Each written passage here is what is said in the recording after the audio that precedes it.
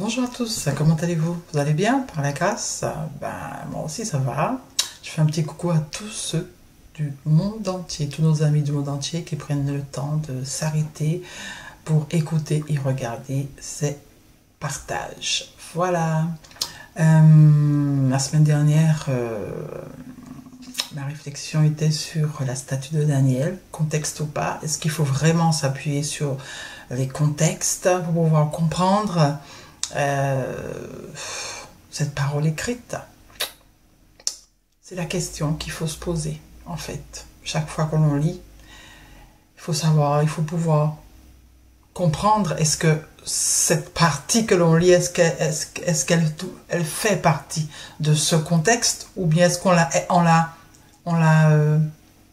mis dans ce contexte? Voilà, parce que dans la parole écrite, mes amis, au Moyen-Âge, c'est un fouillis, hein? On a enlevé, on a ajouté, on a effacé, voilà, on a fait beaucoup de choses dans ce petit Moyen-Âge. On a bien pris tout ce qui venait de l'Antiquité, voilà, dans ces livres, ces parchemins qu'on a retrouvés, mais on n'a peut-être pas tout bien compris non plus. On a supposé des choses, mais est-ce que c'est vraiment ça? Voilà. Et puis tout cela a été fait ainsi. Est-ce que tout ce qui venait de l'Antiquité était en rapport avec celui qui nous a donné la vie, ou est-ce que c'était politique, plus politique qu'autre chose? Voilà. Est-ce que le Dieu qu'on a représenté avec des flammes de feu qui sortent de sa bouche, et puis de la fumée qui sort de ses narines, est-ce que c'est vraiment celui qui nous donne la vie, ou est-ce que c'est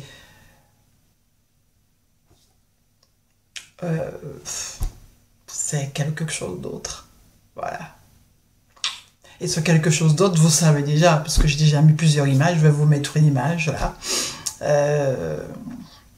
de ceux qui faisaient terriblement peur à cette époque. Voilà, ceux qui faisaient régner, qui permettaient à des peuples d'être des vainqueurs. Voilà. Jusqu'à maintenant, il y a des peuples qui tremblent, rien qu'à y penser. Voilà. Parce que ça change, hein. Avant c'était charbon, voilà, des charbons ardents, des charbons. Aujourd'hui, ce n'est plus le charbon qu'on utilise pour cette arme, voilà, qui fait peur. Voilà. Alors ces hommes, pour ne pas dire les choses, n'ont-ils pas juste décrit les choses de façon poétique? Voilà. Et au Moyen-Âge, l'a-t-on compris que c'était une image, mais pas réellement celui qui nous donne la vie, mais autre chose? Je ne sais pas. En tout cas, on va finir par comprendre, on va finir par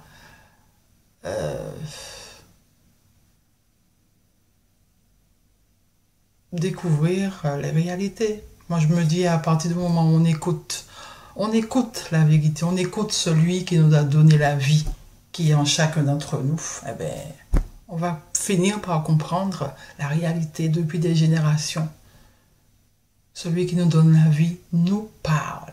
Mais est-ce que l'homme écoute? L'homme écoute souvent les preuves qu'on lui donne. L'homme écoute souvent voilà, ce qu'il peut voir. Comme il voit des preuves, alors il pense que ces preuves sont réelles. Mais parfois, ces preuves sont construites. Voilà. Alors on y va. On continue sur cette statue de Daniel, parce qu'en fait, j'ai l'impression que je vais trop vite. Je vous avais promis un autre verset, mais on reste encore sur la statue de Daniel, parce qu'elle a beaucoup de choses à nous dire. Vraiment, vraiment. Est-ce que cela concerne le passé, ou est-ce que cela concerne le futur? Cette petite pierre, elle représente quoi exactement? Elle représente quoi exactement? Est-ce que c'est ce qu'on nous a dit? Certains croyants, comme je vous l'ai dit la semaine dernière, pensent que c'est le retour de Jésus. Est-ce que c'est cela? Est-ce que ce n'est pas juste l'annonce d'un plan politique pour conquérir un territoire? Est-ce que ce n'est pas juste ça? Est-ce que cela a à voir avec une religion? Est-ce que cela a à voir avec un retour de Jésus? Non. Est-ce que il faut se poser des questions, en fait. Jésus représente quoi exactement? Il y a toutes ces questions à se poser. Avant, on y va. On entre dans le sujet. On reprend donc Daniel 2,34. À partir de la petite pierre. Je ne m'intéresse pas aux autres. Parce que les autres, voilà, ce qui est plus haut, ce sont les anciens royaumes. Et c'est la petite pierre qui va tout changer.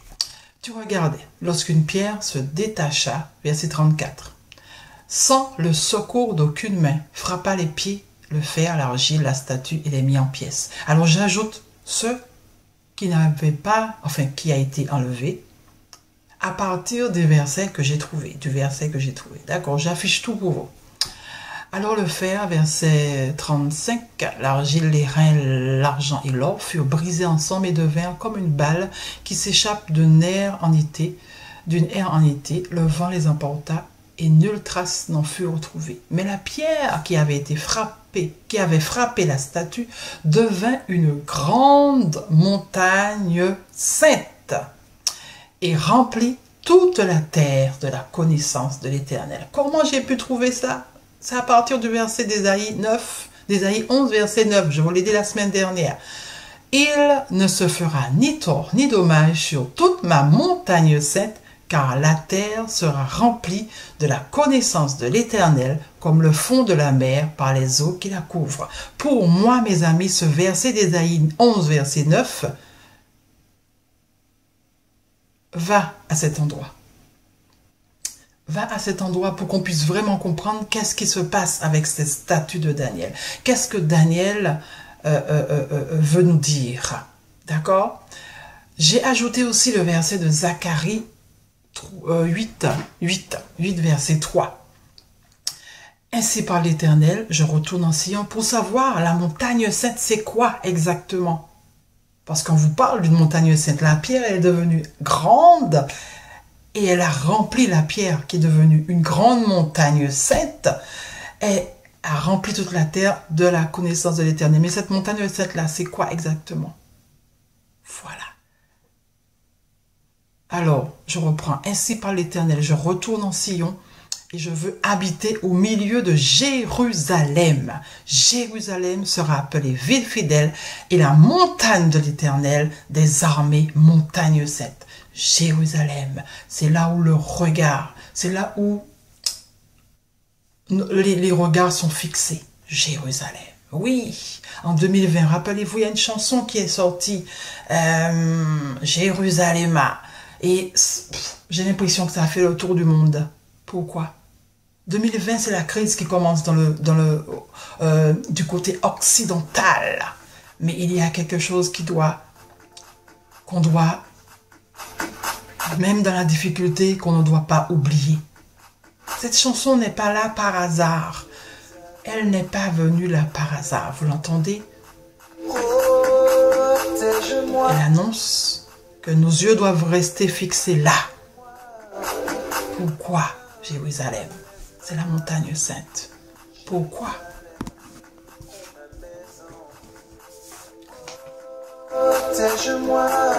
Cette crise de 2020, mes amis, elle a été annoncée bien avant, depuis 1981. Cette crise de 2020. Par Monsieur Attali. Dans son livre « L'avenir de la vie ». C'est un prophète, ce monsieur, vous me direz? Parce que tout ce qu'il a dit, c'est arrivé en 2020. Alors, c'est un prophète? Non. Plan de route. Juste un plan de route, mes amis. Mais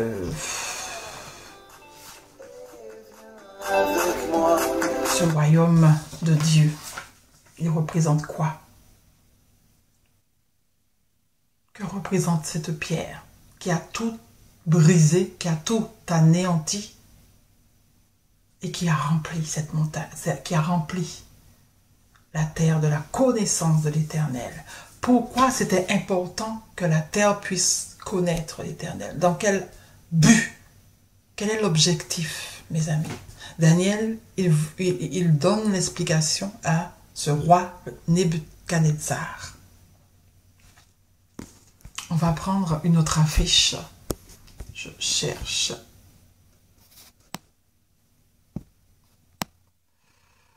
Alors, où est-ce que je l'ai placé? Voilà. C'est bizarre, mes amis. Parce que dans Daniel 2, à la fin, verset 44, qu'est-ce qu'on dit? Dans le temps de Séwa, le Dieu des cieux suscitera un royaume qui ne sera jamais détruit et qui ne passera point sous la domination d'un autre peuple. Il brisera et anéantira tous ces royaumes-là et lui-même subsistera éternellement. C'est ce qu'indique la pierre que tu as vue se détacher de la montagne sans le secours d'aucune main. La pierre n'est pas venue du ciel, mes amis. La pierre n'est pas venue du ciel, la pierre est venue d'une montagne. Et qu'est-ce qu'on a lu dans Zacharie? Jérusalem s'appelle comment? Montagne de l'Éternel ou montagne sainte.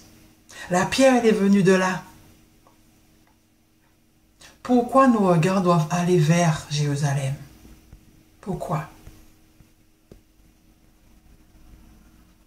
Bizarrement, la base, le fondement des apôtres, des prophètes, de tous ceux qui ont écrit la Bible, c'est Jésus-Christ. Et de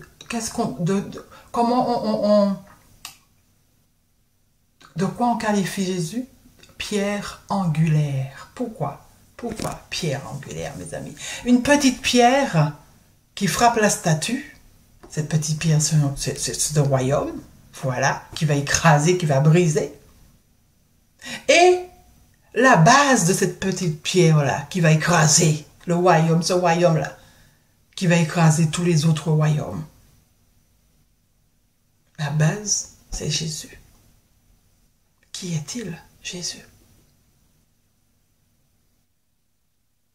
Qui est-il? C'est la question que l'on doit se poser, puisqu'il est la base du royaume qui a écrasé les autres royaumes.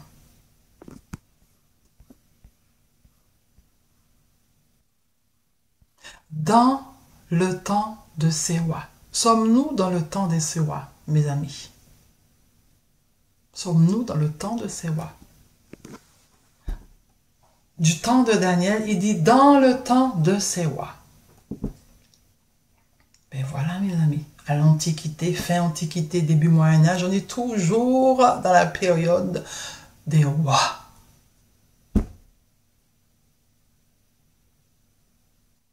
Dans le temps de ces rois. Un royaume viendra et va pulvériser tous les autres.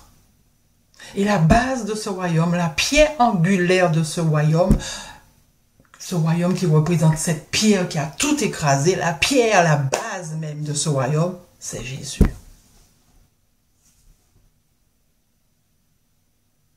Daniel a vu un futur, mais qui pour nous n'est pas un futur, c'est un passé. Pas Daniel, Nebuchadnezzar. Mais est-ce que ces gens-là ont vu?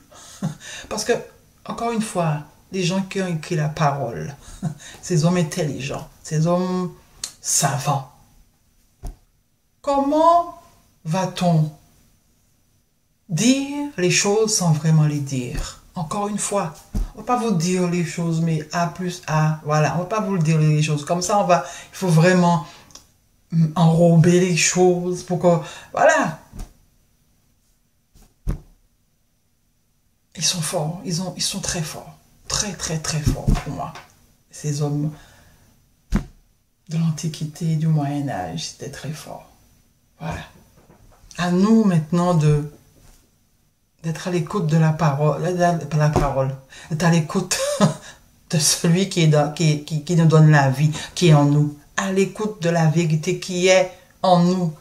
Posez des questions à cette vérité en nous, dans le silence.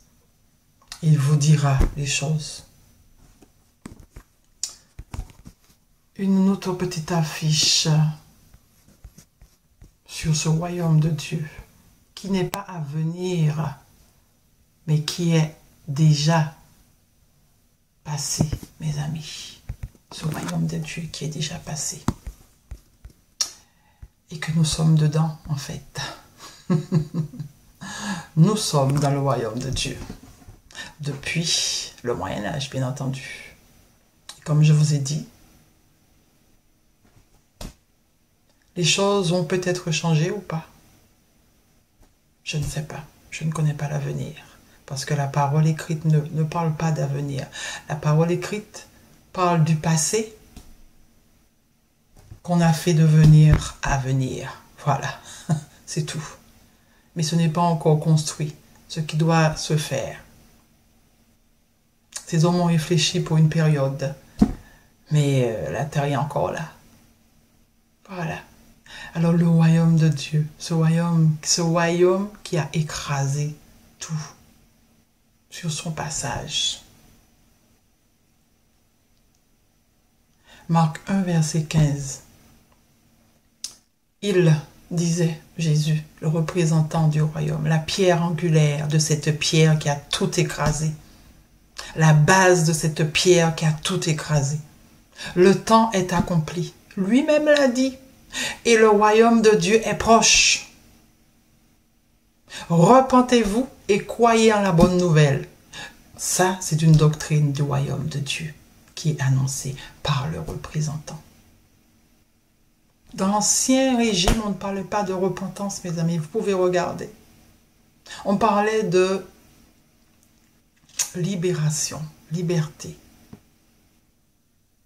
de délivrance. Voilà, de délivrance. Mais on ne parlait pas de repentance. Le peuple, on lui disait qu'il allait être délivré. Et là, dans le nouveau système, le nouveau royaume qui est en train de prendre naissance, on parle de repentance. Deuxième verset pour vous montrer que le royaume de Dieu, il était là depuis le Moyen-Âge, fin Antiquité, début Moyen-Âge, avec Jésus, bien sûr. Il leur dit encore, je vous le dis en vérité, quelques-uns de ceux qui sont ici ne mourront point qu'ils n'aient vu le royaume de Dieu venir avec puissance. Tout est conquête, mes amis, tout est politique. La politique bien arrangée sous la religion, mes amis. Le royaume de Dieu est venu avec puissance. Le royaume de Dieu a tout écrasé, mes amis. Parce que l'ancien royaume, c'était violence, c'était souffrance. Regardez bien, mes amis. Une femme qui avait commis un adultère, qu'est-ce qu'on faisait? On la lapidait, mes amis. On la lapidait. C'était l'ancien système, mes amis. Mais quand le royaume de Dieu est arrivé, le royaume de Dieu a donné le salut, mes amis. Le royaume de Dieu a donné le pardon, mes amis. Mais ça n'a rien à voir avec celui qui nous a donné la vie, encore une fois. C'est politique. Tout est politique.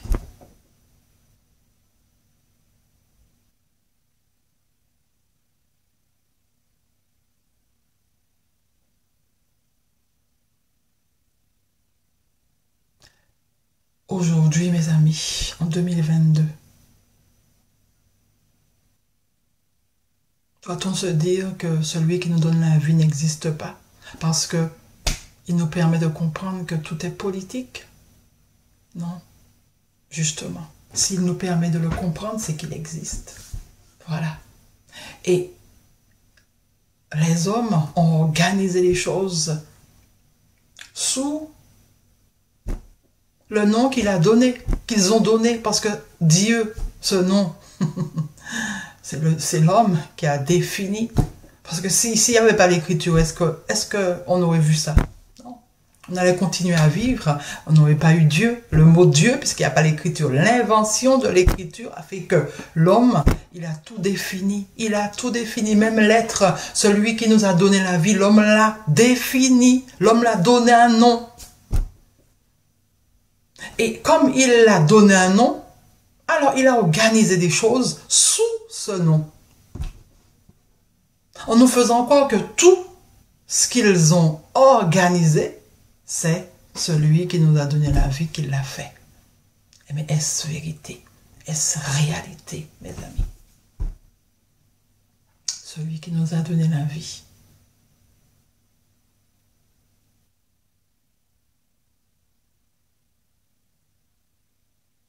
A-t-il organisé toutes ces choses, mes amis?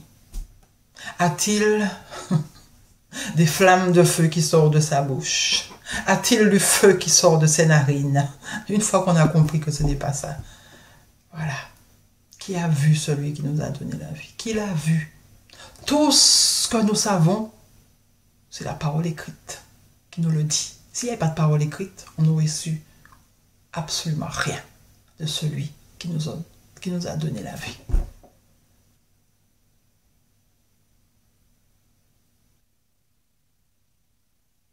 La statue de Daniel, mes amis, nous annonce qu'un royaume va venir et va écraser tous les autres royaumes. Et vous pouvez le voir, le lire dans l'histoire, même dans le continent africain. Il y avait des royaumes dans ce continent, différents royaumes dans ces continents africains.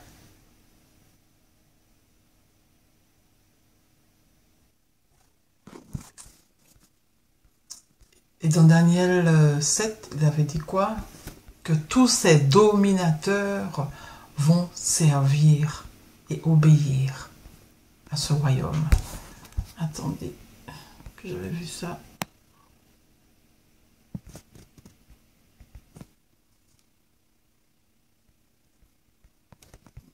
C'est pas ça. Je cherche le verset que je vous avais dit.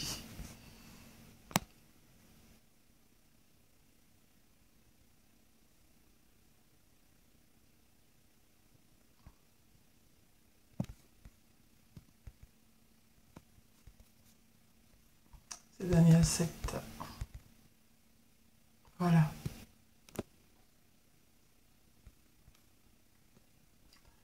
Mais les saints du Très-Haut recevront le royaume. Les saints du Très-Haut recevront le royaume. Et ils posséderont le royaume éternellement, d'éternité en éternité. Le règne, la domination et la grandeur de tous les royaumes qui sont sous les cieux. Sous les cieux, mes amis. Les royaumes qui sont sous les cieux. Les cieux en haut, là. Et tous les royaumes qui sont sous les cieux, c'est chez nous, hein, mes amis. Il n'y a pas autre chose, hein. Tous les royaumes qui sont sous les cieux seront donnés au peuple saint. Ça veut dire qu'ils vont commander tous ces royaumes-là. Son règne est un règne éternel. Et tous les dominateurs le serviront et lui obéiront. Ça n'a rien à voir avec le futur, mes amis. Ça a tout à voir avec du passé. Et nous sommes dedans encore. C'est le peuple saint qui est au pouvoir. Et ce peuple saint, d'où il sort? Jérusalem, mes amis. C'est la petite pierre, la montagne sainte qui a recouvert toute la terre. Ce peuple qui a recouvert toute la terre. Voilà, mes amis. Tout est écrit, tout est dans la parole écrite. Voilà. Et marche avec moi. Quel est ce peuple saint? Qui représente ce peuple saint? Qui sont ceux qui représentent ce peuple saint? Qui dominent, qui ont plein pouvoir, qui ont tout le pouvoir. Et même les dominateurs ont peur d'eux. Les dominateurs qui normalement devraient dominer, ils servent ce peuple saint. Et ils obéissent à ce peuple saint. Sinon, ils sont exterminés, mes amis, s'ils ne veulent pas obéir. Et c'est pour avoir ça, il faut lire Ésaïe 60. Est-ce que je l'ai mis là? Je ne sais pas. Ésaïe 60. Attendez, Ésaïe 60.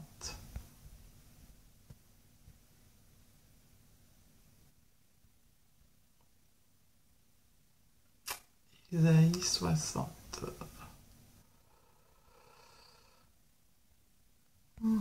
Je cherche. Ésaïe 60. Bon, je vais prendre la Bible. Hein. Je ne l'ai pas encore mis là, mais je vais vous l'afficher. Ésaïe 60.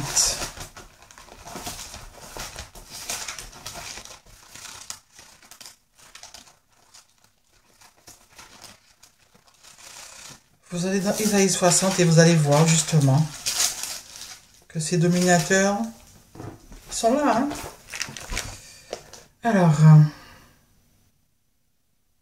à partir du verset 9, voilà, c'est la conquête. À partir du verset 9, c'est la conquête. Vous allez lire.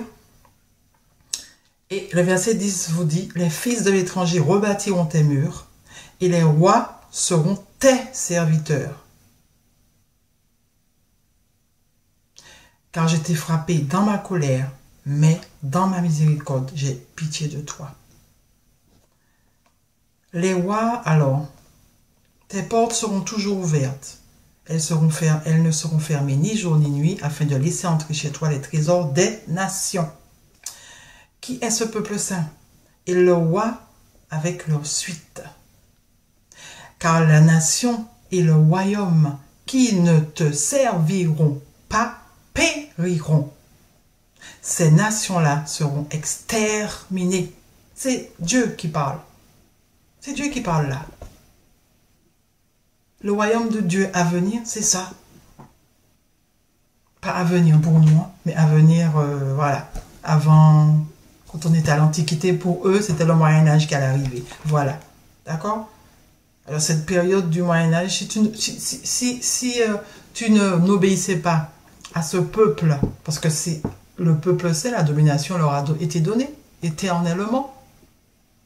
Ok, la petite pierre, ce royaume qui est venu et qui a tout pulvérisé, la domination leur a été donnée.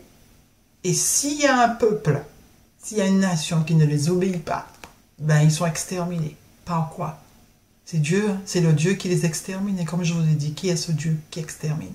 Qui est ce Dieu dont les flammes de feu sortent de sa bouche, et puis la fumée de ses narines? Qui est-il, ce Dieu qui extermine? Voilà, mes amis. C'était la peur du Dieu d'Israël. Je ne l'ai pas dit, c'est marqué. Voilà. On avait peur du Dieu d'Israël. Pourquoi on avait peur du Dieu d'Israël? Voilà, mes amis. Pourquoi le Dieu d'Israël était présent dans l'Ancien Testament et il n'est pas présent là maintenant? Pourquoi on pouvait le voir, le Dieu d'Israël, avant, soi-disant, et puis on peut pas le voir là maintenant? C'est pas le même? Il faut se poser des questions. Voilà. Voilà, mes amis. Je vais essayer de vous mettre des images pour un petit peu agrémenter tout cela. Passez une belle journée. À bientôt.